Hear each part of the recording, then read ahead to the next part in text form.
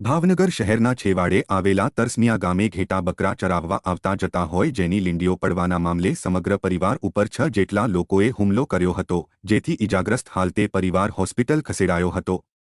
ભાવનગરના ભરતનગર પોલીસ સ્ટેશનમાં ફરિયાદી જયંતિભાઈ અમરશીભાઈ જાસોલિયાએ એવા મતલબની ફરિયાદ નોંધાવી હતી કે 16 તારીખના રોજ તેમના ઘર પાસે અજાણ્યા શખ્સ ઘેટા બકરા લઈને ચરાવવા માટે આવતા જતા હોય જેની લીંડીઓ પડવાને લઈને ઠપકો આપવામાં આવ્યો હતો કે ઘેટા બકરાની લીંડીઓ પડવાથી ઘરના નાના બાળક તેને રમતા રમતા ભૂલમાં ખાઈ જાય છે, જેથી અહીંયાથી ના ચાલવું, જેની દાજ રાખીને બાદમાં ભરત ભરવાડ, ગોપાલભાઈ માત્રભાઈ જાપડા, સાદુરભાઈ અને અજાણ્યા 3 શખ્સો દ્વારા લાકડી અને ધોકા કુહાડી વડે ઘરની મહિલાઓ અને પુરુષોને માર માર્યો હતો।